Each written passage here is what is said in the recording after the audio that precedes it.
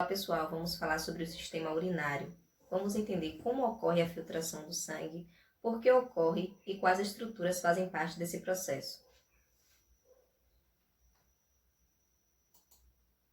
Antes de a gente falar da filtração do sangue, vamos conhecer os compostos nitrogenados, e são eles: amônia, ureia e ácido úrico. A amônia é solúvel em água e altamente tóxica. Então, é por isso que os animais aquáticos, principalmente os invertebrados aquáticos, eles irão excretar amônia, porque ela é solúvel em água e nesse caso não vai fazer mal ao organismo. Já a ureia, ela é menos solúvel que a amônia e também é menos tóxica. Os animais que excretam ureia, eles são chamados de ureotélicos. Os que excretam amônia, amoniotélicos. Então, no caso da ureia, os animais que irão excretar são os peixes cartilaginosos, nós, os mamíferos e também alguns anfíbios. Porém, os anfíbios, quando estão em sua fase larval, no caso do girino, ele vai excretar amônia, porque ele ainda vive na água. E se ele vive na água, ele pode excretar esse composto altamente tóxico, porque ele vai diluir com facilidade. E também tem o ácido úrico. O ácido úrico, ele é praticamente insolúvel em água e é bem menos tóxico que a ureia. Os organismos que excretam ácido úrico são conhecidos como uricotélico. Nesse caso, temos como exemplo aves, insetos, répteis e caramujos terrestres. Também tem aquela questão: tem alguns organismos que possuem duas excretas nitrogenadas, e aí ele tem a excreta primária e a excreta secundária. Nós excretamos ureia, mas a gente também excreta uma pequena quantidade de ácido úrico. O ácido úrico em nosso organismo, ele precisa estar em menor quantidade. Quando está em grande quantidade, pode acabar formando cristais e desencadear uma doença chamada gota. Bom, agora a gente vai falar por que filtrar o sangue. É necessário que o sangue seja filtrado para a eliminação de substâncias em excesso, como no caso sais minerais, vitaminas, dentre outros compostos, além também de substâncias nocivas, como no caso do medicamento e também o ácido úrico que eu falei para vocês. Bom, além disso também, a filtração do sangue ajuda no controle da pressão arterial e do pH plasmático, não permitindo que o sangue fique muito ácido nem muito alcalino. Bom, o trato urinário é composto por rins, que são órgãos pares, ureteres, porque são dois, então temos dois ureter, bexiga e uretra. Essas são as estruturas macroscópicas. Existem estruturas microscópicas que iremos conhecer mais para frente. Bom, vamos falar dos rins. Os rins, ele vai atuar no controle de sais. Em que momento? Porque os rins, ele irá excretar e reabsorver também uma certa quantidade de sais e minerais. Então, quando ele excreta determinada quantidade de sais, ele está mantendo o controle de sais dentro do organismo. Isso faz com que ocorra o controle da pressão arterial. Além disso, ele vai eliminar as substâncias nocivas que eu mencionei, né, eliminando os remédios, e também vai regular o pH plasmático. Agora temos aqui os néfrons. Os néfrons são estruturas microscópicas que fazem parte dos rins. Existem cerca de 1 milhão de néfrons para cada rim. E os néfrons, eles são divididos em pelve renal, medula renal e córtex renal. E aqui faz parte do rim. Então, quando faz um corte aqui, a gente pode visualizar o néfron. Aqui tem os vasos sanguíneos e aqui, ó, bem pequenininho, tem o glomérulo, a cápsula glomerular, capilares peritubulares, né? E aí vocês podem também visualizar aqui o ducto coletor e aqui o ureter. Só que a gente vai entender como é que tudo isso funciona, como o sangue é filtrado, em que parte ocorre a reabsorção de substâncias. Em que parte ocorre também a secreção. E esse processo de formação da urina, ele é dividido em 3 etapas, que é a filtração, a reabsorção e a secreção. Bom, aqui vocês podem visualizar o glomérulo, né? Eu coloquei uma imagem melhor para a visualização. Então, o sangue vem lá do coração, passando pelos vasos sanguíneos e chega na artéria renal. E aí ele vem aqui, ó, pela artéria aferente. Repare aqui que vem o sangue rico em catabólitos para ser filtrado, para excretar substâncias, e aí ele entra pela artéria aferente. Aqui você pode ver um enovelado de capilares. Então, essa artéria, essa arteríola, ela fica menor e vai formando capilares que são vasos sanguíneos muito finos. E vai dar a formação desse enovelado. E esse enovelado a gente vai chamar de glomérulo. Aqui a gente tem a cápsula de Bowman, também chamada de cápsula glomerular. Então, por causa da pressão, da alta pressão que o sangue vem, faz com que partículas pequenas já comecem a ser filtradas aqui na cápsula. Aqui você pode visualizar, indicando pelas setinhas amarelas. Aqui já começa a ocorrer a primeira filtração. E essa primeira filtração a gente pode chamar de urina inicial. Então, por causa da alta pressão que o sangue vem, já começa a ocorrer a filtração aqui inicialmente. E apenas moléculas menores podem ser filtradas, como no caso de aminoácido, glicose, vitamina e sais minerais. O sangue, ele não passa aqui nessa filtração. Geralmente, isso não acontece. Bom, agora a gente vai ver a estrutura dos néfrons. Então, eu falei que existem cerca de 1 milhão de néfrons, né, dentro dos rins, e cada néfron possui essas estruturas aqui, para você entender como é que funciona, o que ocorre em cada etapa, onde começa a filtração, como é que ocorre a reabsorção e no final a secreção, para tudo isso ser formado a urina. Então, aqui você pode visualizar o rim que é dividido em córtex, medula e pelve, dividido nessas 3 partes, possui cerca de 1 milhão de néfrons. Então aqui a gente vai analisar um néfron para você entender como é que funciona, tá? Então, aqui tem a arteríola aferente, é por aqui que vai entrar o sangue rico em catabólitos. Então, ocorreu a filtração e o sangue que for retornar lá para o coração, já livre dessas excretas, ele vai passar pela arteríola eferente. Então, aqui tem o glomérulo, por causa da alta pressão, já começa a ocorrer a primeira filtração, né? Aqui na cápsula glomerular, né? Então, aqui tem o corpúsculo renal, que é composto pelo glomérulo renal e pela cápsula.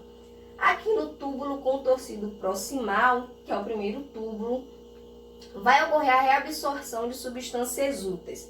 Então, nem tudo pode ser excretado. O corpo ele precisa reabsorver essas substâncias para que elas continuem fazendo suas funções. E que substâncias são essas? Vitaminas, aminoácidos, glicose precisam ser reabsorvidos. E aí, ó, ela vem indo em direção aos capilares peritubulares, tá? Então, depois do túbulo contorcido proximal, continua ocorrendo a filtração e a próxima etapa é aqui na alça de Henle, também chamada de alça néfrica. E essa alça, ela é dividida em 2 partes, a porção descendente e a porção ascendente. A porção descendente é aqui que vai ocorrer uma grande quantidade de reabsorção de água. E nessa segunda parte aqui, na porção ascendente, vai ocorrer uma grande reabsorção de sódio. Nessa parte aqui, na porção descendente, é o local em que vai ocorrer uma maior reabsorção de água. Então, o corpo vai reabsorvendo cada vez mais água e a urina ela vai cada vez ficando mais concentrada, que é uma menor quantidade de água, e o soluto ele continua passando para a formação da urina. Depois da alça, tem aqui o túbulo contorcido distal. é aqui que vai haver a eliminação ativa de excretas. E que excretas são essas? Medicamento, ácido úrico, porque a gente possui uma determinada quantidade de ácido úrico. Não pode ter em grande quantidade e esse ácido úrico ele vai ser excretado. Também vai ser excretado a ureia, que é a nossa excreta nitrogenada, a excreta nitrogenada dos mamíferos. Então, aqui a gente está excretando ácido úrico, ureia, a gente também vai excretar parte da vitamina e a gente também vai eliminar as drogas, os medicamentos que a gente ingere, tá? Depois disso, depois de passar pelo túbulo contorcido distal, né, essa urina ela vai para o ducto coletor. Aqui continua ocorrendo a reabsorção de água. Então, se você pode reparar que a reabsorção de água ela vai ocorrendo durante todo o percurso. E depois disso, depois do ducto coletor, a urina ela vai para o ureter. Eu coloquei aqui outras imagens para você entender melhor. Pronto, essa imagem aqui é um pouco pior, né? E a gente vai entender passo a passo o sangue vindo do coração até a formação da urina. Então, o sangue, ele sai pela artéria aorta, né? Em alta pressão. Vai para a artéria renal, que eu falei com vocês. Essa artéria, ela se ramifica e vai formando a arteríola. E aqui tem a arteríola aferente, que é por onde o sangue é rico em catabólitos. Ele vai passar para que seja filtrado. Depois da arteríola, ele vai para o glomérulo. No glomérulo vai ocorrer a filtração, que é a primeira etapa da formação da urina. E o sangue ele foi filtrado, só que ele também precisa voltar para o coração. E em que momento é que ele vai voltar? É nesse momento aqui. Ocorreu já uma filtração aqui no glomérulo, então o sangue livre de catabólitos, ele vai para a arteríola eferente, veia renal e veia cava inferior. E aqui ele já chegou ao coração. Só que ainda precisam ocorrer outros processos para ocorrer a formação da urina. Então, depois da filtração no glomérulo, né? E aqui ocorre o filtrado glomerular ou a urina inicial que eu falei a vocês, na cápsula glomerular, né? Que eu falei que por causa da alta pressão, faz com que moléculas menores já sejam filtradas logo nesse início, ok? Aqui, o túbulo contorcido proximal, é aqui que vai ocorrer a reabsorção.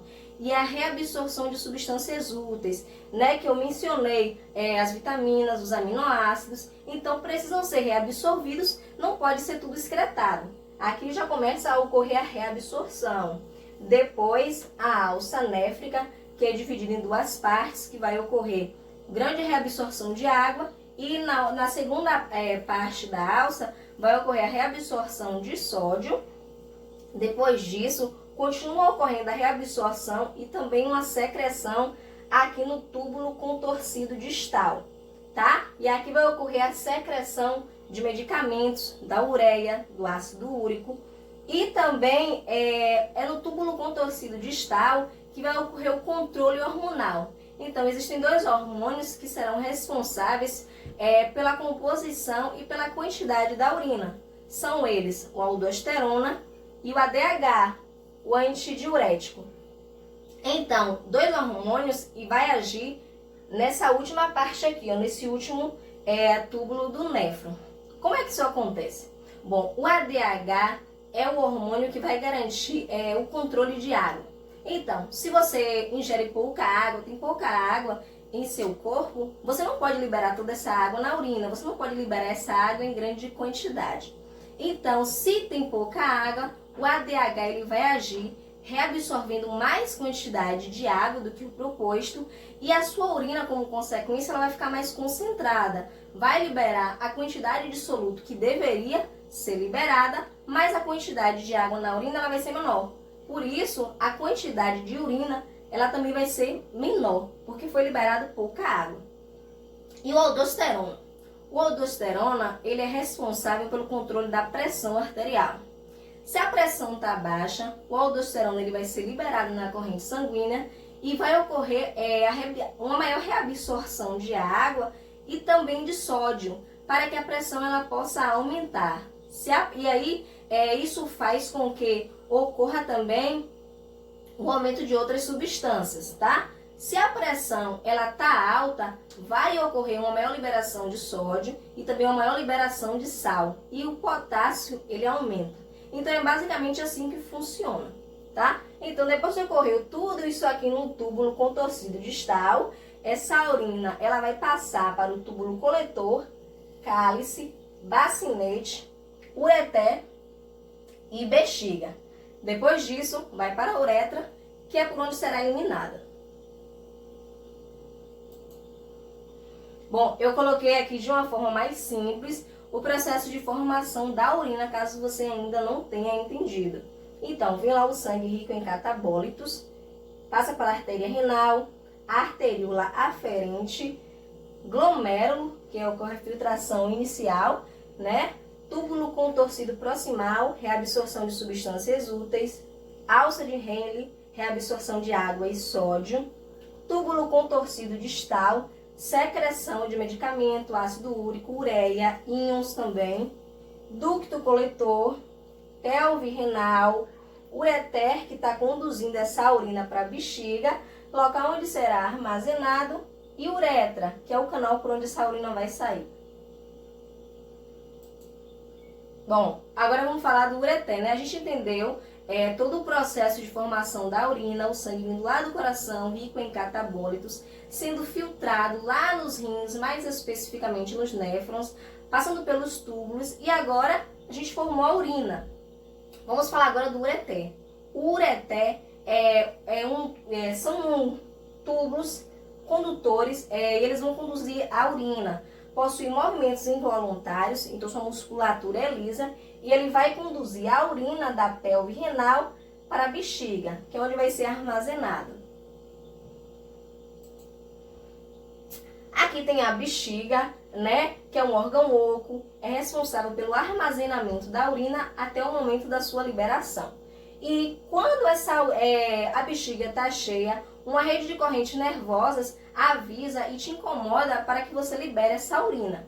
E é o sistema nervoso periférico que vai atuar na retenção ou no esvaziamento desse líquido.